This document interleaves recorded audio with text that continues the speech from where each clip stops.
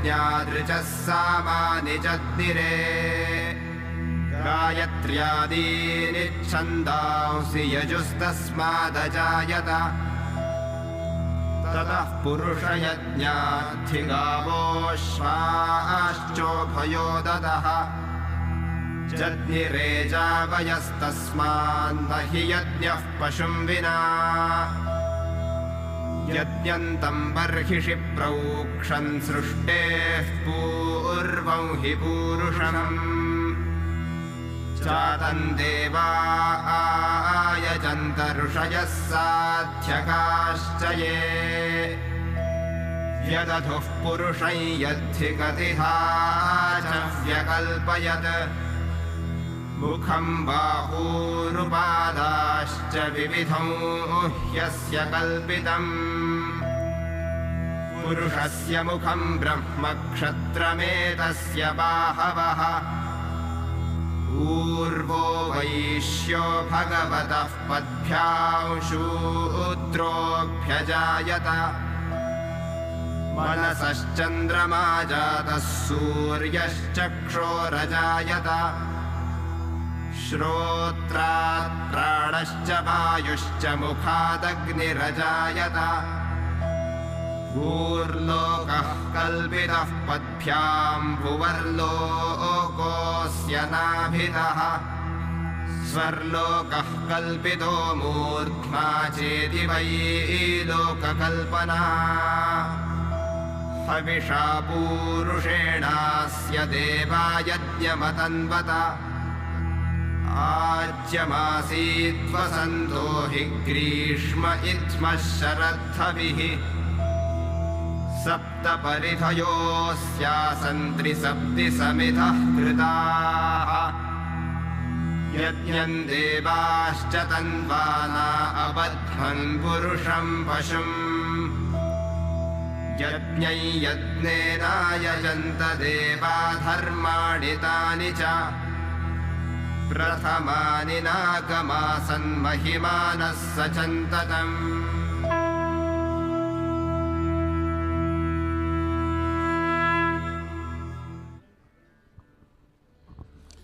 ॐ चन्द्रमा मनसो जातकक्षोः सूर्यवजायत श्रोतादपायुष प्राणस्य मुखादग्निरजायत नानासुगन्धपुष्पाणि यथा कालोद्भवानि च पुष्पाणि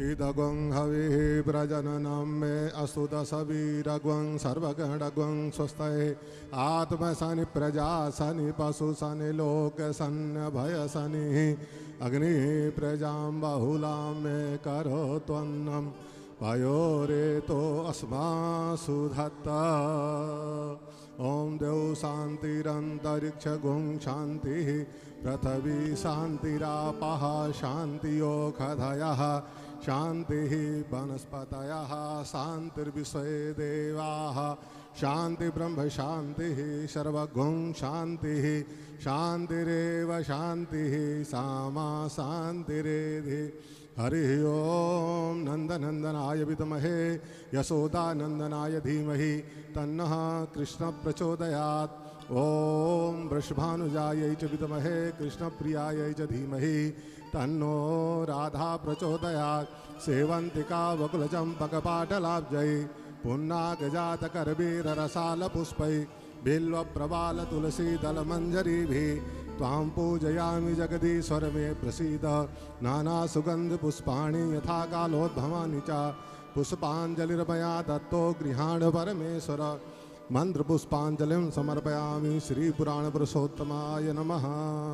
बोलो भागवत महापुराण की, श्री बालकृष्ण लाल की, श्री सुखदेव भगवान की, श्री परीक्षित जी महाराज की जय जय श्री राधे।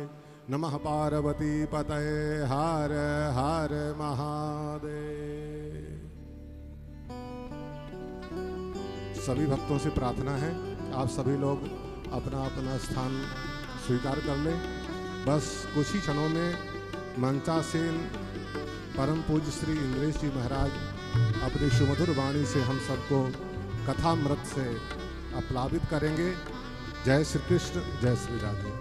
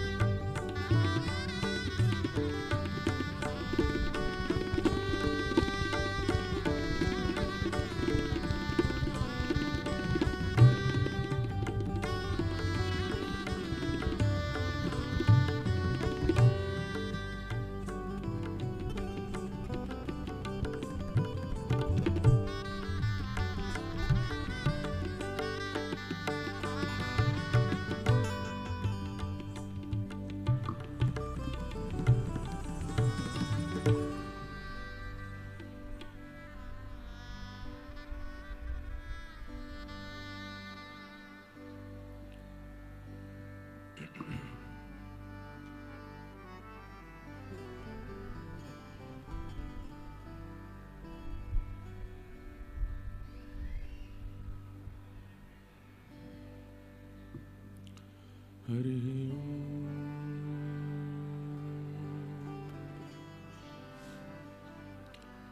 श्रीमते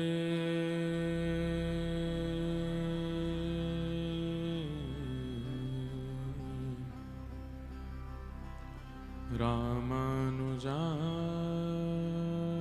नमः। ध्येयं सदा परिभवग्नमभीष्टदोहम् तीर्थास्पदं शिवविरञ्चनुतं शरण्यम् भृत्यार्तिहं प्रणतपालभवाब्धिपोतम् वन्दे महापुरुषते चरणारविन्दम्। अस्ति स्वस्तरुणीकराग्रविगलत्कल्पप्रसूनाप्लुतम् वस्तु प्रस्तुतवेणुनादलहरी निर्वाण निर्व्याकुलम् स्रस्तनिबद्धनी विविलसत् गोपीसहस्रावृतम् हस्तन्यस्तनतापवर्गमखिलोदारं किशोराकृति कृष्णत्वदीयपदपङ्कजपञ्जरान्ते अद्यैव मे विशतु मानसराजहंस प्राणप्रयाण समये कफवातपित्तै कंठावरोधनविधो स्मरणं कुतस्ते लक्ष्मीनाथ समारंभा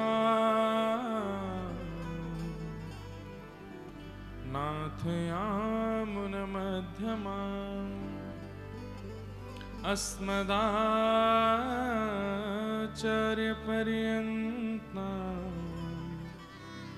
वन्दे गुरुपरम्पराम्। जय जय श्री राधारमण, जय जय नवल किशोर, जय गोपी चितचोर प्रभु, जय जय माखन चोर, जय गोपी चितचोर प्रभु,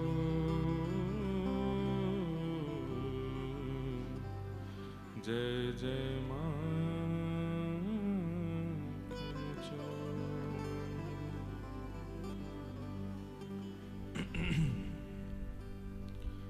गोवर्धन गिरधारी जी सुध लेना हमारे। गोवर्धन गिरधारी जी सुध लेना हमारे। श्री गोवर्धन गिरधारी जी सुध लेना हमारे। गोवर्धन गिरधारी जी सुध लेना हमारे। मैं तो आयो शरण तिहारी जी सुध लेना हमारी। मैं तो आयो शरण तिहारी जी सुध लेना हमारी। गोवर्धन गिरधारी जी सुध लेना हमारी। गोवर्धन गिरधारी जी सुध लेना हमारी। लेना हमारी सुध लेना हमारी। लेना हमारी सुध लेना हमारी। लेना हमारी सुध लेना हमारी। लेना हमारी सुध लेना हमारी। मैं तो आयो शरण तिहारी जी सुध लेना हमारी। शरण तिहारी जी सुध लेना हमारी। प्यारे गोवर्धन गिरधारी जी सुध लेना हमारी। प्यारे गोवर्धन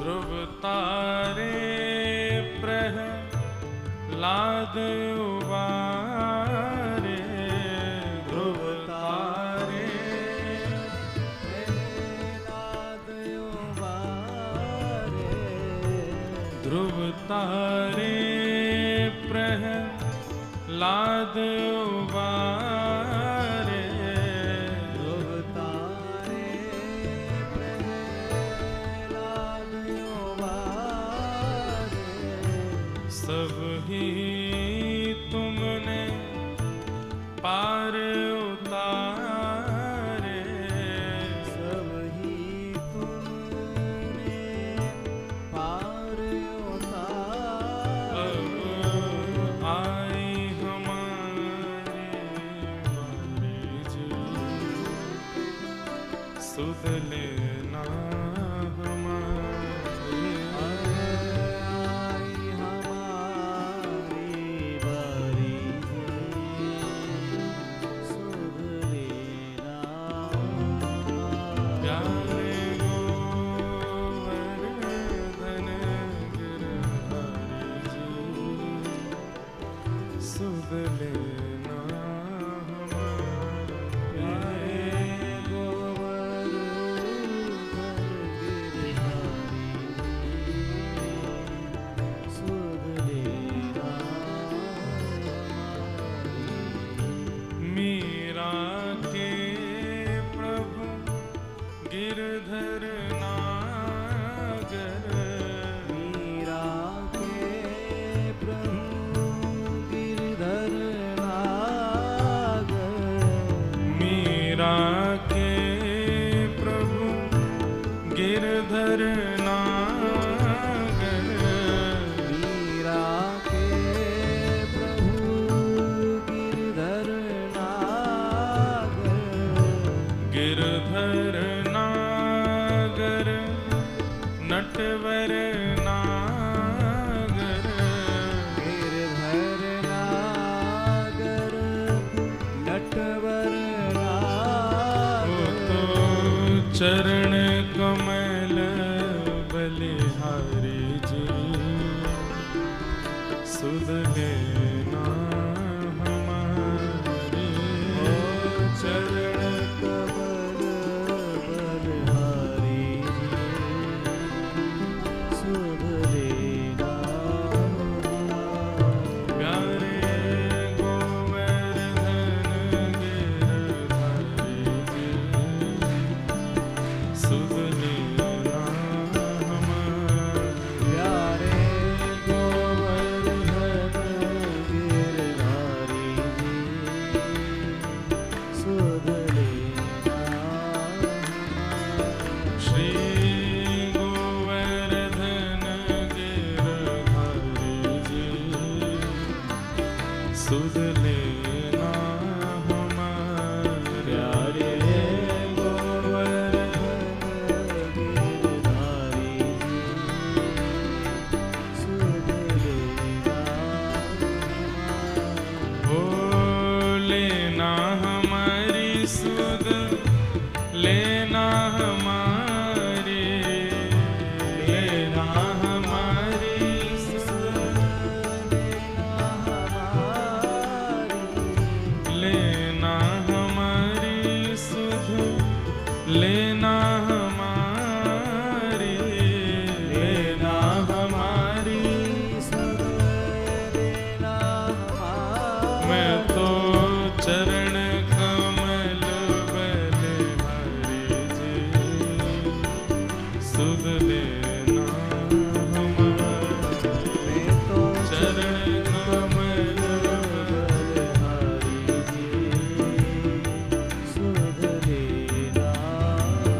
ओ श्यामा प्यारी कुंज बिहारी, जय जय श्री हरिदास दुलारी। ओ श्यामा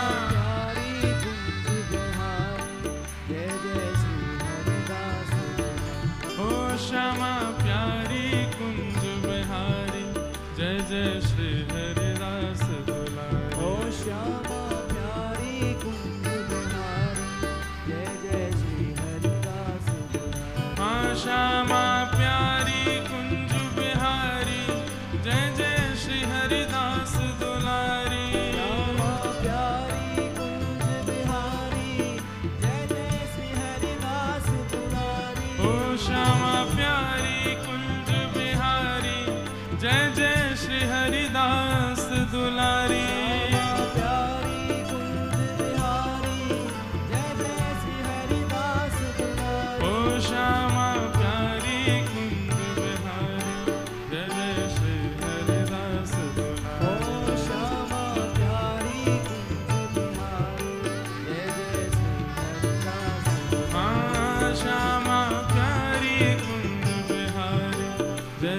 श्री हरिदास ओ श्यामा प्यारी कुंज बिहारी जय जय श्री हरिदास दुलारी। ओ श्यामा प्यारी कुंज बिहारी जय जय श्री हरिदास दुलारी। श्यामा प्यारी कुंज बिहारी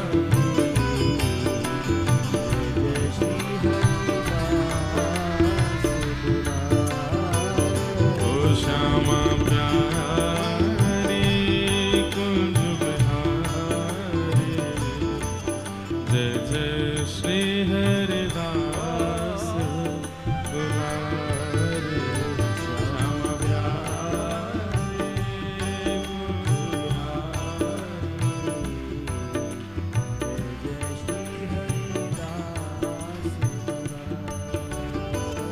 ओ राधा रानी के चरण महारानी के चरण राधा रानी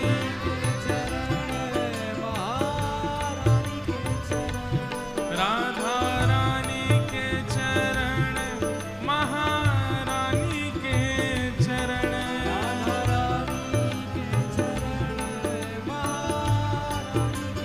मेरे मन भूल मत जइयो राधा रानी के चरण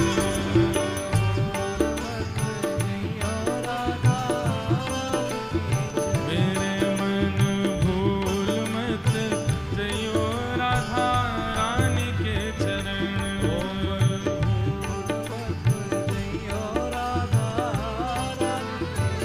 ओ राधा रानी के चरण महारानी के चरण राधा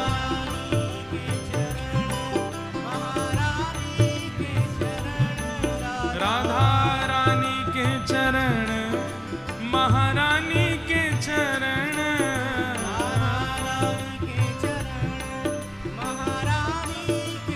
मेरे मन भूल मत जइयो राधा रानी के चरण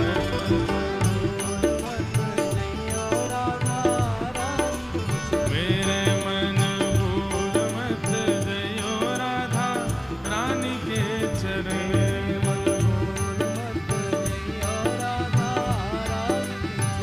ओ जाकू श्याम उर हेर राधे राधे राधे टेर जाकू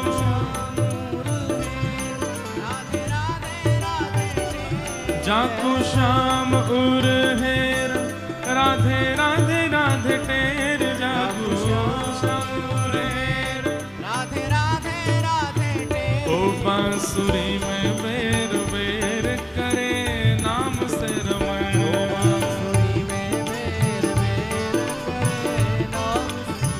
मेरे मन भूल मत जइयो राधा रानी के चरण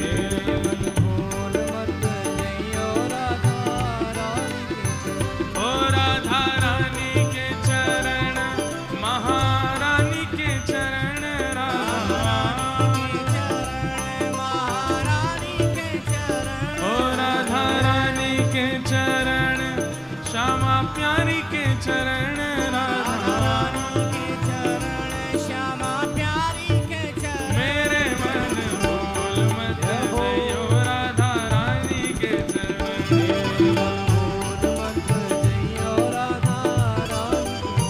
मेरे मन भूल मत जइयो राधा रानी के चरण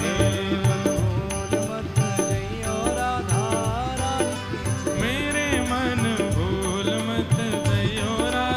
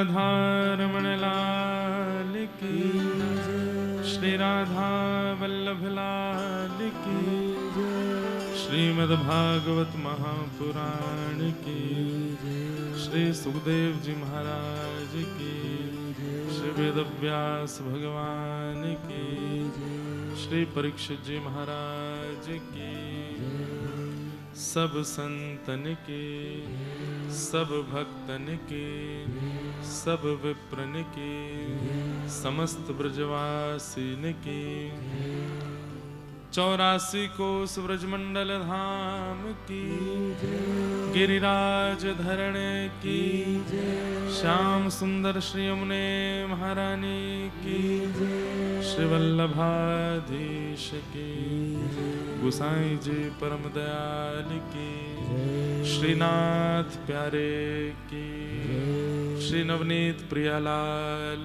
की, एकलिंग जी महाराज की, गोपेश्वर महादेव की, रजरानी की, रसरानी की, महारानी की, लाला के बाबा की, बाबा के लाला की, लाला बाबा दोनों की, जय जय श्री राधे। नमः पार्वती पतये हर श्री राधा गिरधर लाल की। परम मंगल में परात्पर अखिलेश्वर अकारण करुणा वरुणालय भक्त वांछा कल्पतरु तड़िद्युत विनिंदित पीतांबरधारी श्री बालकृष्ण लाल की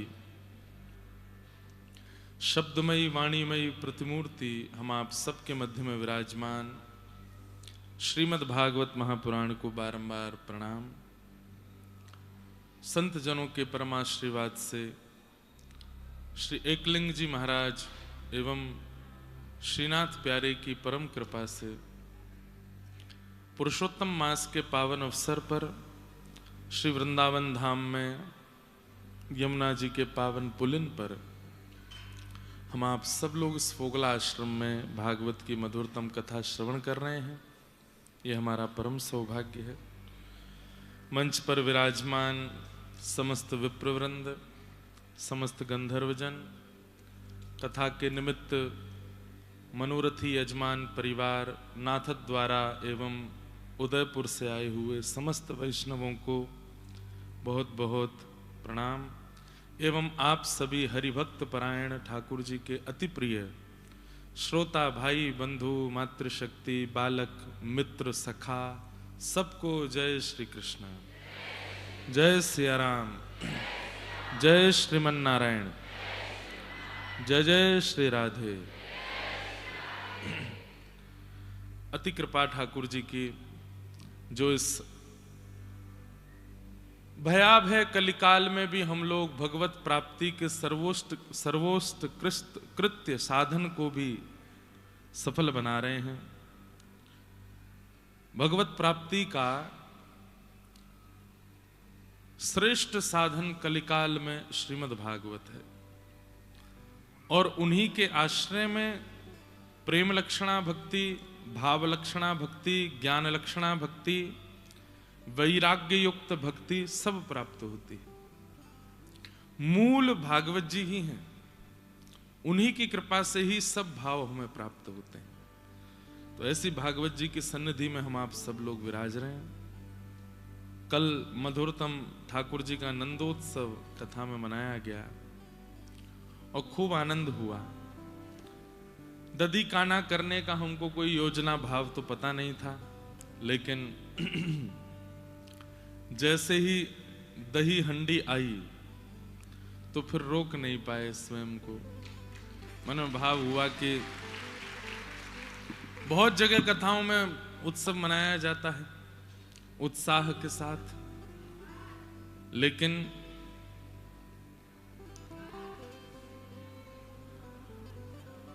क्यों रो रहे हो भैया? आवाज आ रही है?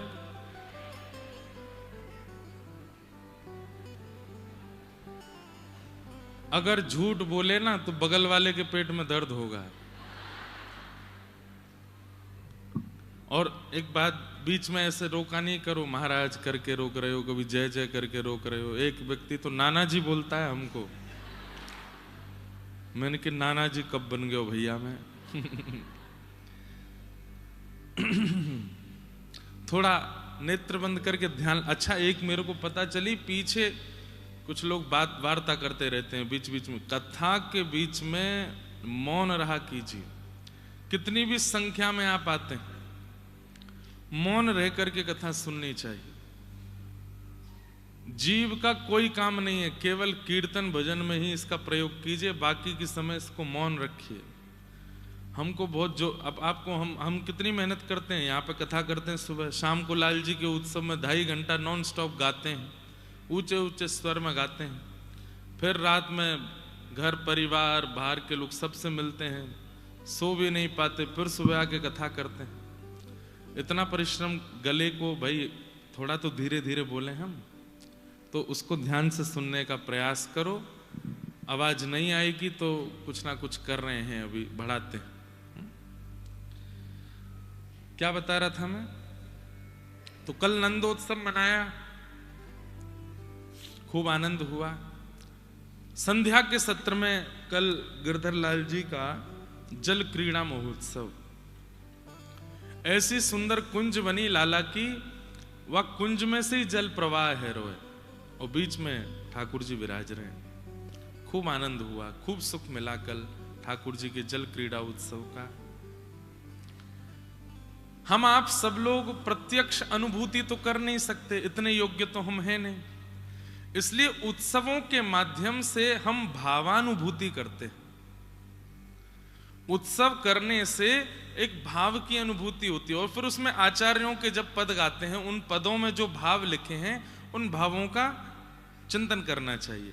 तो उत्सवानुभूति, भावानुभूति, और जब पद पदावलियों के भाव चित्त में आते हैं, तो फिर उससे नेत्रबंद होकर के मन में वह भाव का अनुभव होने लगता है कि ठाकुर जी ऐसे नृत्य कर। अब कल एक बहुत सुंदर पद था, उसमें वर्णन कर रहे हैं कि जब ठाकुर जी पर जल छिड़का जा रहा है, तो ठाकुर जी के अंग पर जाकर के जल की शोभा कैसी हो रही है। बोले जल जाकर के ऐसे लगते हैं जैसे मानो मोतियों का श्रृंगार कर रखा हो, छोटे छोटे बिंदु मोती मोती की तरह लगते हैं, जैसे बहुत छोटे छोटे मोतियों के स्वरूप किसी के श्री अंग पर लगा दिए जाएं, ऐसे ठाकुर जी के श्री अंग पर जल के बिंदु जो हैं वो मोती के समान लग रहे हैं।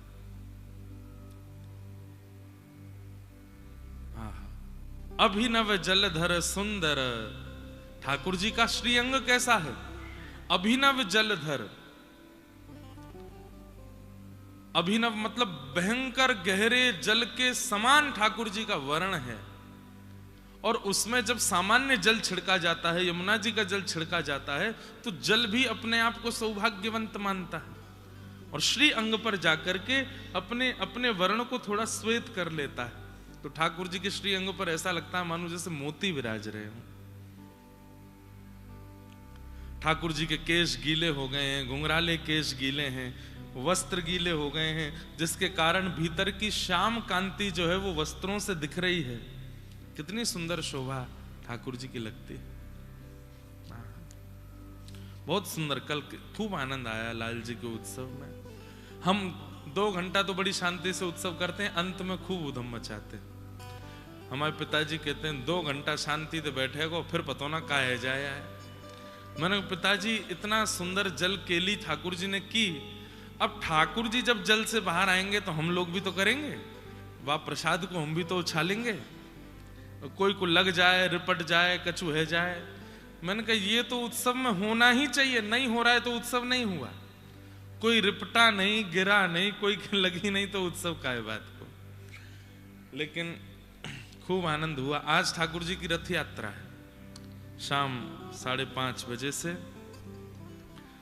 रथ यात्रा मनो। आज वहां बैठने की व्यवस्था नहीं हो पाएगी, सब लोगों को चलते ही रहना पड़ेगा, क्योंकि जहां बैठने की व्यवस्था तो एक भी दिन नहीं है, लेकिन जब लगता है कि बहुत देर हो गई है दर्शन करते करते, फिर हम बैठवा देते हैं। पर आज उसी प्रीमिसेस में जहां सब बैठते हैं वहीं रथ यात्रा का क्रम लाल जी का होगा। तो उस भाव से आप लोग दर्शन करते रहिएगा। और कल नौका विहार होगा। अब नौका विहार में बड़ी असमंजस चल रही है। नीचे अगर घर में करते हैं तो बहुत बड़ी हौद बनानी पड़ेगी, खूब सारा जल लाने में दिक्कत नहीं है, पर इतना 1000 लीटर जल वहां भरना, फिर नीचे बेसमेंट है वहां से निकाल, उसकी भी योजना भी अभी बन रही है। सामान्य हम पर सरल उपाय यह है कि गौशाला में लाल जी का सरोवर बना हुआ है, वहां करने में हमको कोई दिक्कत नहीं है। लेकिन आप लोगों को पहुंचने में दिक्कत हो सकती है, क्योंकि अधिक मास चल रहा है, परिक्रमा बहुत चल रही है।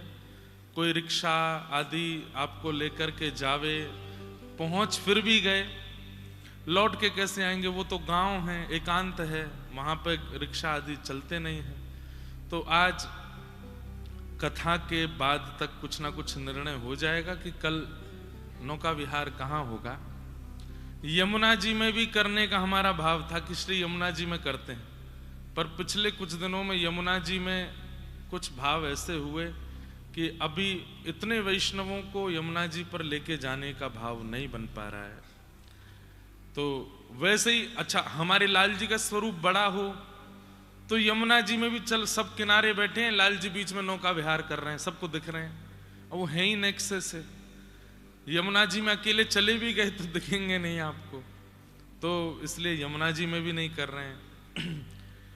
आज संध्या उत्सव में बता देंगे कि लाल जी के नौका विहार कहाँ होगा। बहुत सुंदर नौका विहार उत्सव करेंगे। कुछ प्रश्न मेरे पास आए, इनको कह के हम लोग नंदोत्सव, बाल लीला, गोवर्धन पूजा की ओर चलेंगे। आज थोड़ी देर के लिए श्री गिरधर लाल जी यहाँ 56 भोग आरोगने भी आएंगे। आज 56 भोग अन्नकूट को मनोरथ कियो है, और सबरी सामग्री गिरिराज जी से सिद्ध है कि आई है। हमारे गिरिराज जी के वैष्णव वहीं से सिद्ध करके लाए हैं, और खूब आनंद के साथ में लाल जी को आज 56 भोग मनोरथ होएगा। किन्हीं का प्रश्न है, अनन्यता कैसे प्राप्त हो? घर के विग्रह जी, फैक्ट्री और दुकान के विग्रह जी कैसे समझें? सबसे पहले तो विग्रह शब्द भूल जाइए। साक्षात लाल जी हैं, साक्षात ठाकुर जी हैं। विग्रह शब्द नहीं बोलना है। विग्रह कहकर के आप संकेत कर रहे हो कि आपके ठाकुर जी जो हैं वो पाषाण हैं, वो निर्जीव हैं। इसलिए विग्रह शब्द का प्रयोग मत कीजिए। आधी अनन्यता तो यहीं से शुरू हो जाएगी। फिर रही बात घर के, फैक्ट्री के, दुकान के, सब जगह के अलग अलग ठाकुर जी हैं, क्या भाव रखें, कैसे एक रस माने? एक रस मानने में कोई दिक्कत नहीं है। हमारे लाल जी यहाँ विराजते हैं, लेकिन चित्रपट में यदि कहीं किसी वैष्णव के घर में होते हैं तो वहां देख करके भी हम यही भाव रखते हैं कि वाह लाल जी हमसे पहले पहुंच गए, यहाँ पे बड़ी जल्दी आए हो। अच्छा, गरुड़ के वाहन पर चलते हैं ना, मन से भी तेज चलता है। तो एक बुद्धि रखनी पड़ेगी कि एक ही हमारे लाला हैं, वही चित्रपट के रूप में सब जगह विराजमान। घर पर तो सब सेवा हो जाती है, परंतु अन्य जगह कैसे सेवा करें? इसमें यही भाव है कि घर के ठाकुर जी तो आप पूर्ण रूप से, भाव रूप से सेवा वाले ही रखो, बाकी जगह ठाकुर जी के प्रतिनिधि चित्र स्वरूप विराजमान कर दो, और इस भाव से सेवा। अगर वहां पर भी स्वरूप विराज रहे हैं ठाकुर जी के, तो वहां किसी को नियुक्त करो। अब फैक्ट्री और दुकान कह रहे हो, इतना खर्चा तो आप पे होगा ही कि कोई ब्राह्मण देवता को आप सेवा में लगा सको, जो वहां आपके द्वारा सेवा कर दिया करें। बाकी अनन्यता विश्वास से प्रकट होती है। न अन्य इति अनन्य, अपने एक के अलावा किसी अन्य में बुद्धि न जाना, इसी को अनन्यता कहते हैं, और वो विश्वास से ही आती है। मेरे तो गिरधर गोपाल, दूसरो ना कोई, मेरे तो गिरधर गोपाल, दूसरो ना कोई। जाके सिर मोर मुकुट, मेरो पति सोई, मेरे तो गिरधर गोपाल।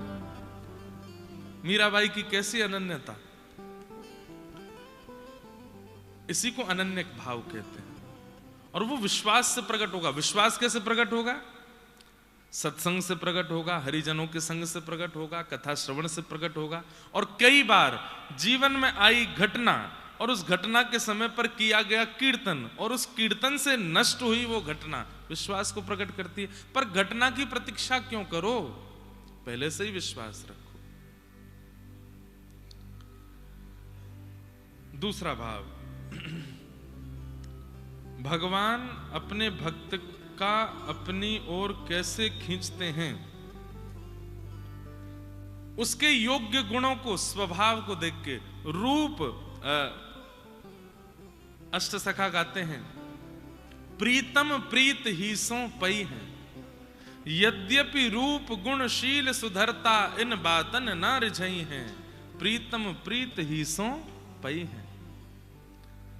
आपके चित्त का व्यवहार कैसा है, आपके अंदर प्रीति कैसी है, आपके अंदर प्रेम कितना है, आपके अंदर धन्यता कितनी है, आप सरल कितने हो, आपका स्वभाव मधुर कितना है, उससे ठाकुर जी रीझते हैं। अपने जीवन में होने वाली गतिविधियों पर आप क्या निर्णय लेते हो, उससे ठाकुर जी रीझते हैं। ये जो जीवन में कई बार संकट आते हैं ना, ये ठाकुर जी भेजते हैं जानबूझ के, देखूं तो सही कहां निर्णय लेगो।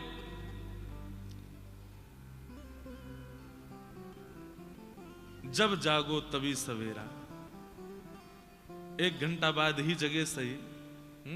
तानपुरा को लेके, लेकिन बढ़िया है, ध्यान से सुनो। क्या बता रहा था मैं? कई बार जीवन में परिस्थिति ठाकुर जी भेजते हैं ये देखने के लिए कि अब ये क्या निर्णय लेगा। अब द्रौपदी जैसी परिस्थिति भगवान किसी को ना दें। निर्दोष 5 बालकों को मार दिया अश्वत्थामा ने, और द्रौपदी रो रही है, बिलक रही है कि मेरे निर्दोष बालक मार दिए। भगवान कृष्ण की बहन है, ठाकुर जी बहन कहकर के द्रौपदी को बुलाते हैं, उसके 5 निर्दोष बालकों को मार दिया। उनके शव पड़े हैं सामने, और उसी समय अर्जुन अश्वत्थामा को बांध करके, हाथ पैर बांध करके सामने लेकर के आता है, इसने मारा है 5 बालकों को। द्रौपदी तू आज्ञा कर, क्या करूं? मुच्यता मुच्यतामेष ब्राह्मणो नितराम गुरु। द्रौपदी क्या कहती है? छोड़ दो। क्यों? ये ब्राह्मण है, हम क्षत्रिय हैं। अरे जब घर में कोई घटना होती है या हमारी परिस्थिति में घटना, हम भूल जाते हैं सारे धर्म वेद शास्त्र गुरुजन सबको भूल जाते हैं। लेकिन द्रौपदी क्या कह रही है? 5 बालकों के शव पड़े हैं, तब भी कह रही है कि इसको छोड़ दो। क्यों? ये ब्राह्मण है, हम क्षत्रिय हैं, ब्राह्मण को मारने का अधिकार नहीं है। दूसरी बात, ये भी किसी मां का बेटा है, और बेटे के मरने पर मां को कितनी वेदना होती है। अर्जुन, मैं उस वेदना से निकल रही हूं, मैं नहीं चाहती कि वो वेदना कोई और मां सहे। ये कोई पिक्चर की एक्ट्रेस नहीं बोल रही है, साक्षात प्रत्यक्ष महाभारत की द्रौपदी कह रही है, और भगवान खड़े खड़े सुन रहे हैं। बालकों के शव सामने पड़े हैं, और द्रौपदी कितनी न्याय की बात कर रही है कि ये भी एक ठीक है, अपराधी को दंड मिलना चाहिए, लेकिन आपका उसके प्रति रुझान और व्यवहार कैसा है, ठाकुर जी ये देखते हैं। ये भी किसी मां का बेटा है।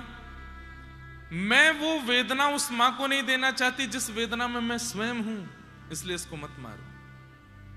अर्जुन, इसको मारने से मेरे 5 बालक जीवित तो होंगे नहीं, फिर मार करके क्या फायदा। और अंतिम बात बोल करके तो मानो द्रौपदी ने पूरी सभा को अपना लिया। क्या? ये ब्राह्मण है, एक मां का पुत्र है, आदि आदि ये सब बात एक तरफ। जिस गुरु ने तुमको धनुष बाण चलाना सिखाया, ये उनका बेटा है। गुरु के अनंत उपकार हैं हमारे ऊपर। जिन गुरु की कृपा से अर्जुन तुम गांडीव धनुष उठा पाते हो, प्रत्यंचा चढ़ा पाते हो, उन गुरु का ये पुत्र है। क्या गुरु ऋण से तुमको भय नहीं लगता? गुरु का कर्जा है हमारे ऊपर कि उन्होंने हमें इस योग्य बनाया। कम से कम उस कर्जे को ऐसे चुकाओ कि उनके पुत्र का सम्मान करो, उसको मारो मत। बाकी सब तो शांत खड़े हैं, लेकिन दूर खड़े श्याम सुंदर के नेत्रों से आंसू गिर रहे हैं।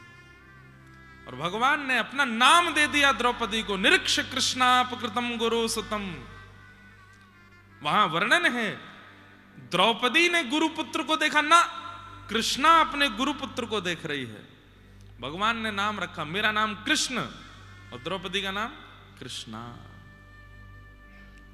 इससे खिंचे चले आते हैं ठाकुर जी, आपका व्यवहार कैसा है, आपके विचार कैसे हैं, आपके निर्णय कैसे हैं। कई लोग निर्णय लेने में बहुत जल्दी और बहुत बेबाक होकर के कुछ भी कह देते हैं, निर्णय ले लेते हैं। ठाकुर जी विचलित हो जाते हैं, अपने सुख का विचार करके निर्णय ले लेते हैं, अपनों के सुख का विचार करके निर्णय ले लेते हैं। नहीं, इन सब परिस्थितियों से ठाकुर जी खिंचते हैं। आपका व्यवहार, विचार, स्वभाव, इनको सुंदर बनाओ। लेकिन व्यवहार तो सुंदर बनाते नहीं, विचार सुंदर बनाते नहीं, मुंह पे लगाते रहते हैं कुछ ना कुछ। बाल सुंदर बनाओ, मुंह सुंदर बनाओ, आंखें ऐसी होनी चाहिए, नाक ऐसी होनी चाहिए। प्रियतम प्रीत ही सो पई है, यद्यपि रूप गुणशील सुधरता, इन बातन न रिझई है। तो कैसे खिंचे चले आते हैं, अपनी ओर कैसे खींचते हैं, बस इतना ही समझ लो, आगे का पता नहीं, समझ नहीं आया। हमारा आपसे एक प्रश्न है। आप बता रहे थे कि सूरदास महाराज नेत्र बंद करके ठाकुर जी की लीला का अनुभव करते थे, पर जब मैं अपने नेत्र बंद करता हूं तो वो कुछ दिखाई नहीं देता। क्या इससे यह भाव है कि ठाकुर जी मेरे चित्त में नहीं है? और अगर लीला का दर्शन करना है तो कैसे करें? पहली बात, हम नेत्र बंद करते हैं, उसके बाद हमें जो दिखता है वो हमारे मन की वास्तविक स्थिति है, वो हमारी एक्चुअल स्थिति है कि मन कैसा है। इसलिए एकांत में बैठ के कभी कभी देखा करो क्या दिख रहा है। दूसरी बात, आपने कहा क्या मेरे चित्त में भगवान नहीं? ना, भगवान स्वयं गीता में कहते हैं ईश्वरः सर्वभूतानां हृदये सेर्जन तिष्ठति, मैं सबके हृदय में रहता हूं। तो फिर दिखते क्यों नहीं? सीधा सा अर्थ है कि भाई दर्पण लगा है, लेकिन दर्पण में आप जब खुद को देखने गए तो आप खुद को देख नहीं पा रहे हो। क्यों? क्योंकि दर्पण पर बहुत सारा मैल लगा है, धूल लगी है, छींटे लगे हैं, गोबर लगा है, ना जाने क्या क्या लगा। दर्पण तो है, लेकिन आप देख क्यों नहीं पा रहे हो? क्योंकि मलिन है। और उस दर्पण का चेतो दर्पण मार्जनम, अपने चित्त के दर्पण का मार्जन करो। मार्जन कैसे होता है? ये कथा ही मार्जन है। धीरे धीरे इससे मार्जन होता चला जाएगा। वो चित्त का दर्पण जब स्वच्छ हो जाएगा, स्पष्ट हो जाएगा, फिर उसमें जब देखोगे तो श्याम सुंदर दिखेंगे। सूरदास जी के चित्त का दर्पण पूर्ण स्वच्छ हो चुका है, तो बाहरी दृष्टि ना होते हुए भी उनको ठाकुर जी का अनुभव होता है। चित्त का दर्पण मैला है, इसलिए ठाकुर जी नहीं दिख रहे हैं। और वो कैसे दिखेगा? एक कथा आती है, समझाने का भाव है। एक गांव में कुआं था, नया कुआं बनवाया था गांव के लोगों ने, और नया कुआं बनवा करके उन सब लोगों ने योजना बनाई कि पहली बार इस कुएं का जल कोई संत पिएगा या फिर इस जल से कोई संत स्नान करेगा, उसके बाद हम गांव के लोग इसका प्रयोग करेंगे। एक महात्मा को बुलाया गया, महात्मा जी गए, बोले भैया कब जाना है कुएं में स्नान करने? बोले महाराज सब बढ़िया है, लेकिन हमारे कुएं में से दुर्गंध बहुत आ रही है, क्या करें? बोले अभी नया निकला है ना, थोड़ा उसका कम से कम 50-70 बाल्टी जल निकाल दो, उसके बाद स्वच्छ जल आ जाएगा। 50-70 बाल्टी जल निकाल दिया, फिर भी दुर्गंध नहीं गई। महात्मा के पास जाके बोले अब भी दुर्गंध नहीं जा रही। तो महात्मा बोले एक काम करो, तीर्थों का जल मंगाओ और तीर्थों का जल मंगा करके कुएं में डालो और 1 दिन बाद फिर से जल निकालो, शायद स्वच्छ हो जाए। उसके बाद भी दुर्गंध नहीं गई। तीसरी योजना बनाई, उसमें चूना लगा दो, ये करो वो करो, जो जो योजना पानी को सुंदर स्वच्छ बनाने की सब कर ली। अंत में महात्मा बोले ये कुआं है कहां, मैं चलूं देखने? बोले चलो। महात्मा जब गए तो थोड़ी पास आती दुर्गंध आ रही थी। भीतर झांक करके देखा तो उसमें 2 कुत्ते मरे पड़े थे। महात्मा बोले इनको क्यों नहीं निकाला तुमने? बोले आपने कहा ही नहीं कि इनको निकालो, आपने कहा जल निकालो, तीर्थों का जल डालो, इसमें ये कर दो, इसमें लिपाई पुताई करवा दो। अरे मूर्खों, पहले इनको तो निकालो। कहने का अभिप्राय समझे, हमारा मन कुआं है। हम संतों से प्रश्न करते हैं ठाकुर जी क्यों नहीं दिख रहे, अभी भी दुर्गंध क्यों आ रही है, अभी भी संसार की चीजें क्यों दिख रही हैं, नेत्र बंद करने पर हीरो हीरोइन ही क्यों दिखते हैं, ठाकुर जी क्यों नहीं दिख रहे हैं? तब कहा गया क्या कि अपने चित्त से खूब सारा त्याग करो, वस्तुओं का त्याग करो, विचारों का त्याग करो, गलत लोगों का त्याग करो। आपने कर दिया फिर भी दुर्गंध नहीं जा रही। तो हमने क्या कहा, बद्रीनाथ होके आओ, मुक्तिनाथ होके आओ, गंगा स्नान करके आओ, यमुना स्नान करके आओ, खूब सारे कथाओं का बढ़िया लेपन करो, शायद दुर्गंध नहीं आवे। सब करके देख लिया फिर भी दुर्गंध आ रही है। तब गुरुदेव ने चित्त में झांक के देखा तो अहमता और ममता, या फिर कहूं राग और द्वेष रूपी 2 कुत्ते मरे पड़े थे भीतर। अरे इनको तो निकालो पहले, जब तक ये नहीं निकलेंगे कैसे मन में पवित्रता आवेगी। राग और द्वेष किसको कहते हैं? आपने मुझे माला पहना दी, अब आपसे बढ़िया कोई नहीं है, अब सब जगह मैं आपकी बड़ाई करता रहता हूं, अरे बहुत बढ़िया आदमी है, अरे 1 नंबर आदमी है, 4 आदमी, अरे उसने इतना गलत किया, अरे कुछ भी किया, वो बहुत बढ़िया आदमी, मुझे माला पहनाता है। ये राग है।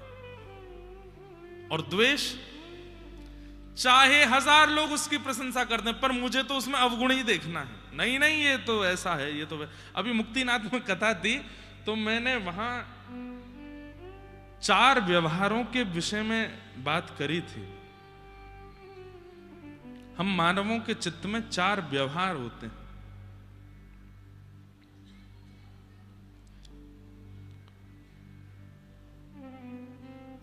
बहुत सुंदर भाव था।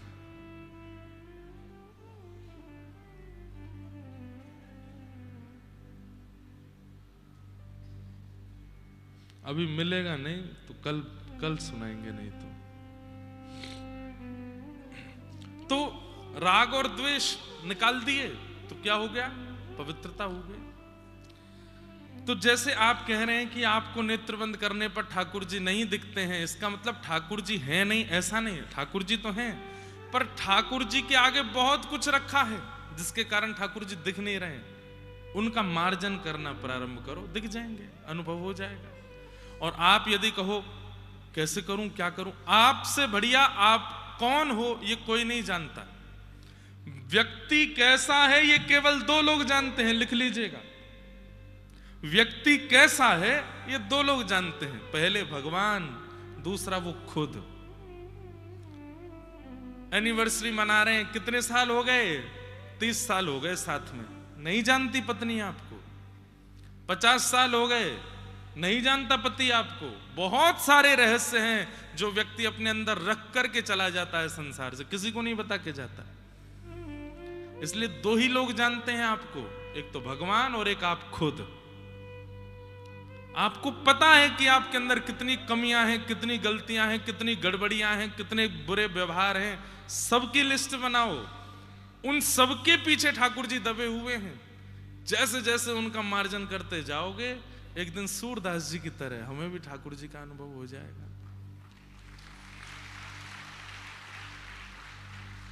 करिए।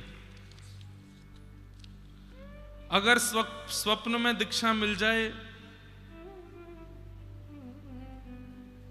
3-4 बार तो फिर क्या समझना चाहिए।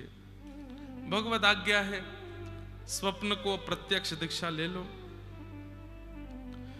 गुरुदेव, आजकल मुझे हर व्यक्ति में दोष दिखाई देने लग गए हैं, जानते हुए भी कि मुझ में दोष कम नहीं है, और इसी वजह से अपराध बनता है और भक्ति नष्ट हो जाती है। इसका उपाय क्या है?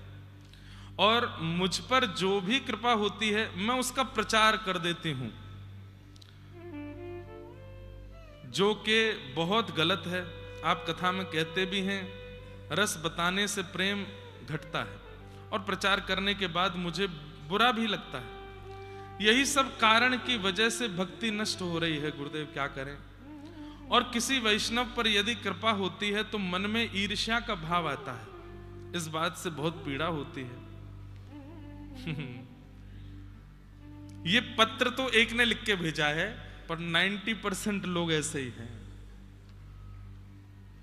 और किसी वैष्णव, हाँ, और एक आखिरी बात, यदि कोई वैष्णव या ब्रजवासी ही कुछ गलत कार्य, गलत बात या कुछ करे हमारे साथ, तो उसके प्रति कैसी बुद्धि रखनी चाहिए? इन सब पर ही तो हम बात करते रहते हैं पूरे दिन। सब में दोष दिखना, अपने आप में गुण दिखना, अपने ऊपर होने वाले अनुभवों का प्रचार कर देना, ये सब आप स्वीकार कर रहे हैं, यहां लिख करके मुझे बता रहे हैं, लेकिन आपके स्वयं साथ नहीं घट रहा है। इसका मतलब क्या है? नाम आश्रय उचित रूप से नहीं, और आपका उद्देश्य भगवत प्राप्ति नहीं बना है। व्यक्ति का उद्देश्य यदि स्पष्ट हो जाता है ना, कि मुझे ये प्राप्त करना है, तो उसे प्राप्त करने की जितनी योजनाएं होती हैं वो सब कर देता है। ये जिन्होंने पत्र लिखा है या ये व्यवहार जिनका भी है, उनका उद्देश्य स्पष्ट नहीं है। उन्हें ठाकुर जी की प्राप्ति करने से कोई अभिप्राय नहीं है, इसलिए ये सारी चीजें स्वीकार करने के बाद भी बनी हुई हैं। व्यक्ति को शुगर हो गया, डॉक्टर के पास गया, डॉक्टर ने कहा सुबह दोपहर शाम की दवाइयां खानी पड़ेंगी।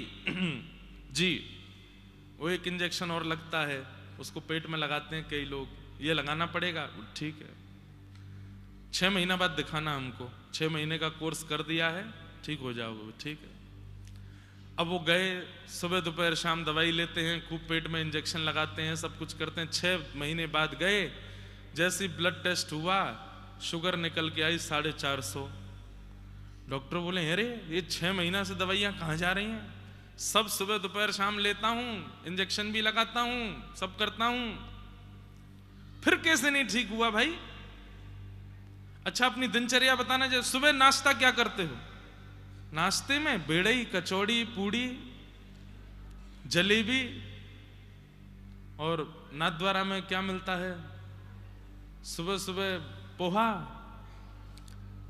पोहा और वो क्या कहते हैं, पुदीना की चाय, पुदीना वाली चाय मिलती है। ये तो सुबह का नाश्ता है। दोपहर का भोजन क्या है? बोले दोपहर में इडली, डोसा, बड़ा पाव आदि आदि ये सब चलते हैं। और रात्रि को तो हम लोग घर में भोजन नहीं बनाते, बाहर से मंगाते हैं, पिज्जा, बर्गर।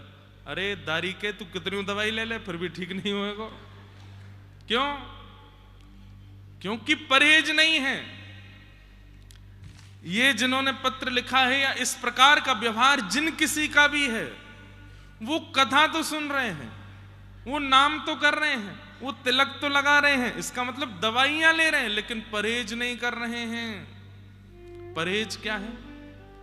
गलत स्थान पर नहीं जाना, गलत व्यक्तियों से नहीं मिलना, गलत खाना नहीं है, गलत पीना नहीं है, हर प्रकार की तजोरे मन हरि विमुखन को संग, जाके संग कुमति उपजत है, पड़त भजन में भंग, कहा होत पे पान कराए, विष नहीं तजत भुजंग, तजोरे मन हरि विमुखन को संग। मतलब औषधि तो ले रहे हो आप, कथा सुन रहे हो, स्वीकार भी कर रहे हो कि मुझ में ये सारे दोष हैं, तिलक स्वरूप भी लगाते ही होंगे, नाम जप भी करते ही होंगे, लेकिन परहेज नहीं कर रहे हो। परहेज ना करने के कारण ये दोष आ रहा है, और ये दोष अभी तक बना हुआ है। इसलिए परहेज करना भी प्रारंभ करो। गलत स्थान पर नहीं जाना, गलत भोजन नहीं करना, गलत व्यक्ति का, और सबसे बड़ी बात, आप गलत स्थान पे भी नहीं जाते, भोजन भी गलत नहीं करते, लेकिन कोई एक व्यक्ति ऐसा आपसे जुड़ा हुआ है जो सारी गलतियां करता है, तो उसकी वजह से भी आप में दोष बचे रहते हैं। औषधि लेने के बाद भी रोग ना जावे, इसका मतलब आप कुछ तो ऐसा सेवन कर रहे हो जो आपके रोग को बनाए रखा है। इसलिए परहेज करो, दूषितताओं का त्याग करो। आदि आदि सब भाव हैं।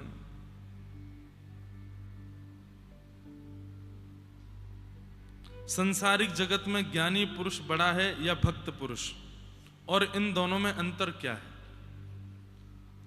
ज्ञानी पुरुष बड़ा बेटा भगवान का, और भक्त पुरुष छोटा बेटा भगवान का। एक रूप में यहां पर ज्ञानी की बड़ाई हो गई है और भक्त की थोड़ी सी ये हुई है कि वो छोटा है। लेकिन अब एक रूप देखिए, मां जब बाजार जाती है तो बड़े को घर छोड़ जाती है, छोटे को गोद में लेके जाती है। क्यों? छोटे को नहीं छोड़ के जाऊंगी रोएगा, छोटे को नहीं छोड़ के जाऊंगी उपद्रव मचाएगा। बड़े को पूरे जिम्मेवारी देके जाती, तुम घर संभालना, आंधी तूफान आए खिड़की बंद कर देना, कोई डोरबेल बजाए तो खोलना नहीं, और वहां मैंने दूध रखा गर्म करने, उसको देखते रहना, टीवी मत चलाना, एसी बंद कर देना, लाइट बंद कर देना। बड़ा जो है वो जिम्मेवार है, इसलिए जिम्मेदारियां उसको दी जाती हैं। ज्ञानी पुरुष जिम्मेदार व्यक्ति है। ठाकुर जी की ज्ञानी पुरुष के प्रति क्या दृष्टि रहती है? अपना कल्याण कर लेगा। क्यों? शास्त्र पढ़ता है, गुरुजनों के पास जाता है, ग्रंथों का अवलोकन करता है, अपना कल्याण कर लेगा। लेकिन कोई अगर भक्त पुरुष होता है, ज्यादा ज्ञानी नहीं है, केवल नाम जप करना जानता है, केवल परिक्रमा करना जानता है, केवल ठाकुर जी की सेवा करना जानता है, केवल कथाओं में जाके बैठना जानता है, इसके अलावा और कुछ उसके पास ज्ञान नहीं है, तो ठाकुर जी उसको गोद में उठाते हैं, बोले या को तो मुझे उद्धार करना पड़ेगा, ये अपने आप नहीं कर पाएगा, ये अपने आप नहीं कर पाएगा, इसको तो मुझे करना पड़ेगा। तो ज्ञानी भगवान का बड़ा पुत्र है और भक्त भगवान का छोटा पुत्र है। ज्ञानी भी भक्त होते हैं, पर कई होते हैं वो केवल भक्ति से काम और कुछ नहीं जानते। हम आप अधिकतर उसमें आते हैं भक्ति, लेकिन इससे ज्यादा फूलो मत, मेरा तो उद्धार भगवान करेंगे, नहीं। फिर उस छोटे बालक की तरह सहज भी रहो, छोटे बालक की तरह सरल भी रहो। छोटा बालक कैसा होता है? बड़ा बालक रोए, बड़ा बालक यदि रोए घर का, टॉफी से नहीं मानता। क्यों रो रहे हो? क्या चाहिए? बाइक दिलाओ मुझको, बाइक दिलवा दी। अब रो रहा है, क्यों रो रहे हो? गाड़ी दिलाओ मुझको, गाड़ी दिलवा दी। बड़ा व्यक्ति जब रोता है तो उसको बड़ी बड़ी चीजों से शांत करना पड़ता है, पर छोटा जब रोता है, कई बार टॉफी नहीं होती तो टॉफी के रैपर से भी शांत हो जाता है। चिर चिर चिर चिर कर दो ऐसे रैपर को, देख दे टॉफी, देखो, शांत हो जाता है। तो छोटे हो, भक्त हो, तो सहजता में रीझना सीख जाओ, सहजता में मानना सीख जाओ, छोटी छोटी बातों पर शांत होना सीख जाओ। जिसके घर में मांसाहार भोजन किया जाता है, क्या वह तुलसी माला धारण कर सकते हैं? कर तो सकते हैं, पर थोड़ा ध्यान रखा जाए शुद्धि का।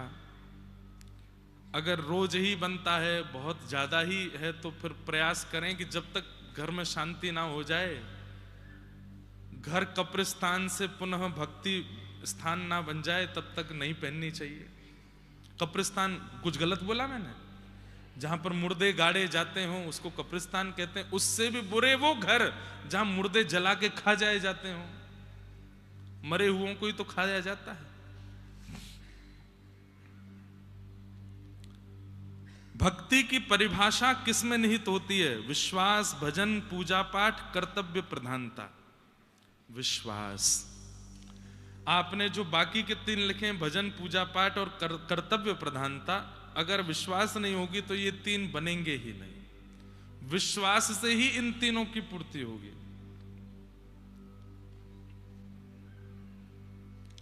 त्रेता युग से लेकर के कलयुग तक सिर्फ नारी को ही अपमानित शब्दों से संबोधित किया जाता है, जबकि उसकी जिम्मेदारी पुरुष ही होता है। ऐसा क्यों? इस संसार का दुर्भाग्य है, इससे ज्यादा हम कुछ नहीं कहेंगे। ये दुर्भाग्य है कि यहां सबसे सरल जिस पर टिप्पणी करना होता हो उस पर करते हैं, जबकि ये नहीं होना चाहिए। मैं तो अपनी कथाओं में खूब खुल के बोलता हूं कि भाई आप नाम जप करते हो, तिलक करते हो, सब करते हो, लेकिन गाली माताएं बहनों की दी जाती है, कितनी गलत बात है। और इसी कारण से भगवत अनुभव अब के युग में हो नहीं पा रहा है। क्यों? क्योंकि हम नारियों का सम्मान नहीं करते, और स्पष्ट कहते हैं शास्त्रों में, यत्र नार्यस्तु पूज्यन्ते, जहां नारियों का सम्मान है वहीं देवता रमण करते हैं। नारियों का सम्मान करो, उनका अपमान मत कीजिए, उनको गलत शब्दों से मत बोलिए, और फिर भी करते हैं तो ये दुर्भाग्य है हमारा। इस दुर्भाग्य का दंड हमको भोगना पड़ेगा। कल हम लोगों ने बड़े प्रेम और भाव से ठाकुर जी की मधुर कृष्ण जन्म की लीला का श्रवण किया, खूब आनंद कल यहां मनाया गया। वास्तव में आनंद क्या है? ठाकुर जी के उत्सव ही आनंद हैं, और भगवान के उत्सव कोई अलग नहीं है, उत्सव ठाकुर जी के ही स्वरूप हैं। उत्सव को यदि व्यवस्था मान करके करोगे तो उसमें विघ्न आएगा। उत्सव को कृष्ण मान करके करो, कभी विघ्न नहीं आएगा, कभी दिक्कत नहीं होगी। उत्सव में प्रयोग होने वाले पुष्प, उत्सव में प्रयोग होने वाली सामग्री, उत्सव में प्रयोग होने वाली व्यवस्था, सब कृष्ण हैं। ये मान करके जब आप उत्सव करोगे तो कोई आपदा आनी भी होगी तो टल जाएगी। उसको व्यवस्था मान करके और लोक रंजन के भावना से करोगे तो उसमें व्यवधान आएगा। कम शब्दों में बड़ी बात बोल करके हम निकल जा रहे हैं आगे, समझने वाले समझ जाइए। तो उत्सव को कृष्ण मानिए, उत्सव कृष्ण है, तभी वो आनंद देते हैं, तभी वो आनंद स्वरूप प्रदान करते हैं।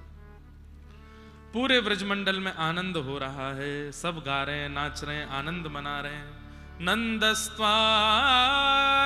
उत्पन्ने जाता ह्लादो महामनाः, आहूय विप्रान वेदज्ञान स्नातः सुचिरलंकृत, वाचयित्वा स्वस्तेनं जातकर्मात्मजस्य वै, कारयामास विधिवत् पितृदेवार्चनं तथा। धनुनां नुयुते प्रादाद् विप्रेभ्यः समलंकृते, तिलाद्रीन् सप्तरत्नेघ सातकौम्बरावृतम्।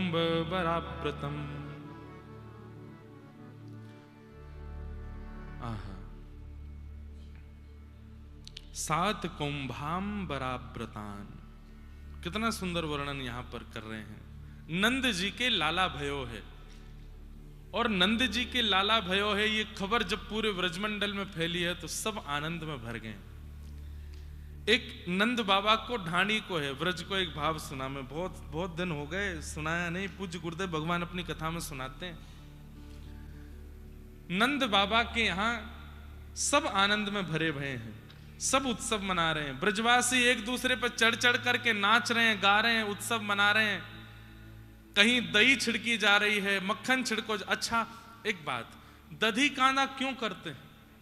मैं इस बात का वैसे कई कथाओं में उल्लेख बता चुका हूं कि भाई ये इंस्टेंट उत्सव है, प्री प्रिपेयर्ड उत्सव नहीं है। प्री प्रिपेयर्ड उत्सव जब होते हैं तो उसमें व्यवस्थाएं सामग्रियों की कर ली जाती हैं, ये लुटाएंगे, ये करेंगे, ऐसे करेंगे। लेकिन इंस्टेंट उत्सव जैसे ही पता चली नंद जी के लाला भयो है तो व्रजवासियों के पास सबसे महंगी वस्तु क्या है? दूध, घी, दही, मक्खन। गोकुल में यही है सबके घरों में। तो लेकर के क्या करें? अत्यंत मूल्यवान दही आदि रत्नों को ही उड़ा रहे हैं, एक दूसरे पर डाल रहे हैं, बधाई दे। जैसे आजकल लोग 500 की नोट उछाल देते हैं, ज्यादा खुश हो जाते हैं, बेटा घोड़ी पर बैठ गया तो पिताजी आएंगे 500 की नोट यूं दिखाते हैं उसके ऊपर और उड़ाते हैं। सब लोग और वाह वाह वाह, देखो 500 की नोट उछाल रहे हैं। अब उस समय पर सबसे बड़ा धन ही गौधन था। जब पता चली नंद जी के लाला भयो है, तो ब्रजवासी अपने घर घर से लेकर के आए हैं और सब सामग्री एक दूसरे पर लुटा रहे हैं। उत्सव में बहुमूल्य वस्तु को उछाल दिया जाता है कि देखो मेरा मन कितना उदार मना हो गया कि मैं मूल्यवान वस्तु को भी उछाल रहा हूं। इसलिए दधी काना, मक्खन एक दूसरे के मुंह पे घुमा घुमा, एक बिना दांत वाली अम्मा वाकू जैसी पतो चरी कि भैया ये तो यहाँ पे सबरे दही उछाल लें, मक्खन उछाल लें। हमारे यहाँ ब्रज में जैसे सब जगह बोलते हैं क्या हुआ है, हमारे ब्रज में कहें कहा भयो है। तो वह मैया ने आकर के देखी माखन के मोटे मोटे जो है गोला एक दूसरे पे मारे जा रहे हैं, दही उछाली जा रही है। तो वहां ने बाहर आके पूछी कहा भयो है। जैसे ही माने कि कहा, एक ग्वारा ने देख लियो, बोले कि ये मैया कछु बोरेगी। मुंह में एक भी स्टॉपर नहीं है, स्टॉपर मतलब दांत रोके वाले, नॉन स्टॉप भीतर जाएगा, बना के गोला एक मारो, गप से मैया के मुंह में गयो, सटाक से भीतर चलोगो, रुको भी नहीं, पूरे मुंह पे मक्खन लगो। मैया अपनी जीभ निकाल के चाटने लगी। अरे ब्रजवासियों बताए तो दो कहा भयो।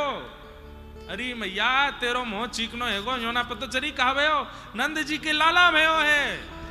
अब तो जैसे ही सुनी नंद जी के लाला, वो बूढ़ी मैया भी नृत्य करने लगी, आनंद में भर गई। ऐसे लाला तो रोज ही होयो करें भैया, हमारे ब्रज में ऐसे लालन की बाढ़ आ जाए। ऐसे आनंद में भर गए सब। लेकिन एक बहुत भावुक और गुप्त प्रसंग है, व्रज भाषा में गाया जाता है। नंद जी के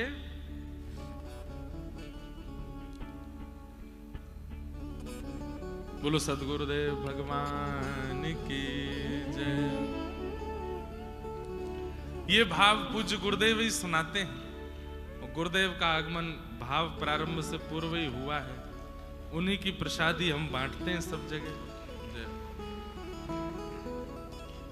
हे जुग जुग जीवेरी यशोदा मैया तेरो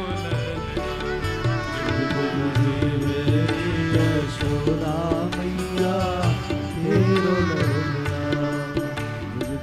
जीवेरी यशोदा मैया तेरो ललना। जुग जुग जीवेरी यशोदा मैया तेरो ललना।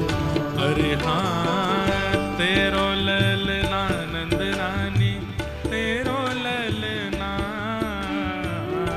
तेरो ललना रानी तेरो ललना। तेरो ललना महारानी तेरो ललना, तेरो ललना महारानी तेरो ललना। जुग जुग जीवेरी यशोदा मैया तेरो ललना। जुग जीवेरी यशोदा मैया तेरो ललना। अरे जुग जुग जीवेरी यशोदा मैया तेरो ललना। जीवेरी यशोदा मैया तेरो ललना। अरे बड़े भागते यशोदा मैया ऐसो सुत तिन जायो। बड़े भागते यशोदा मैया, हाँ बड़े भागते यशोदा मैया ऐसो सुत तिन जायो। भागते यशोदा मैया ऐसो हे पूर्ण ब्रह्म जगत को स्वामी सोते ने गोद खिलायो।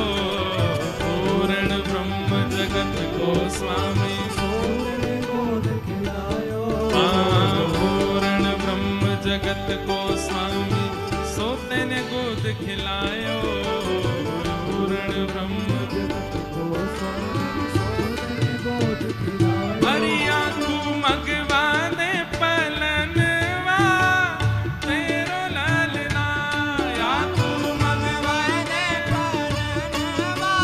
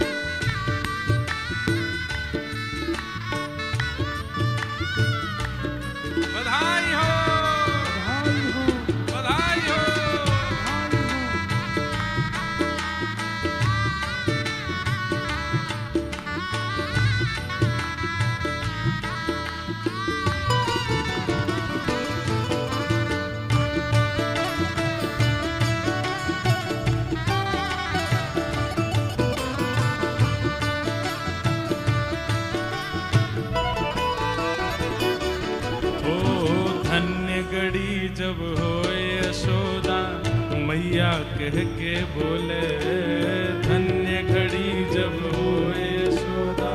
मैया कह के बोले, हाँ धन्य घड़ी जब होए यशोदा, मैया कह के बोले। घड़ी जब होए यशोदा, मैया कह के बोले। अरे नूपुर बांध दो चरणन में, घुट मन डोले। नूपुर बांध दो चरणन में, हाँ नूपुर बांध दो चरणन में, घुट मन डोले। नूपुर बांध दो अरे पकड़े बाबा की उंगलिया, तेरा ललना पकड़े। बाबा की उंगलिया, तेरा ललना। हाँ पकड़े बाबा की उंगलिया, तेरो ललना। बाबा की उंगलिया, तेरा ललना। जुग जुग जी मेरी यशोदा मैया, तेरो ललना। मेरी यशोदा मैया, तेरा ललना। अरे हाँ तेरो ललना नंद रानी, तेरो ललना।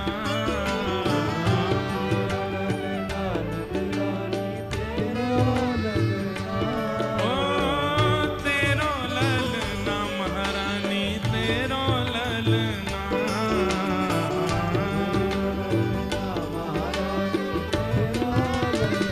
हे जुग जुग आ युग युग, हे युग युग जी मेरी यशोदा मैया, तेरो ललना। मेरी यशोदा मैया, तेरा ललना। हे जुग जुग जी मेरी यशोदा मैया, तेरो ललना। मेरी यशोदा मैया, तेरा ललना। हे नंद घरा नंद भयो, कन्हैया लाल की, नंद घरा नंद भयो। कन्हैया लाल की, हे नंद जी के लाला भयो, कन्हैया लाल की, हे यशोदा के लाला भयो। कन्हैया लाल की, हे जगत प्रतिपाल भयो, कन्हैया लाल की, हे जगत प्रतिपाल भयो। कन्हैया लाल की, हे नंद घरा नंद भयो, कन्हैया लाल की, हे नंद घरा नंद भयो। कन्हैया लाल की, आनंद घरा नंद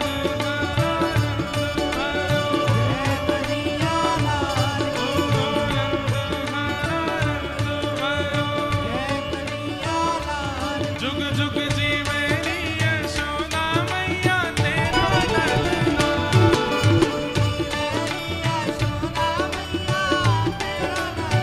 हाँ जुग जुग जी मेरी यशोदा मैया, तेरा ललना।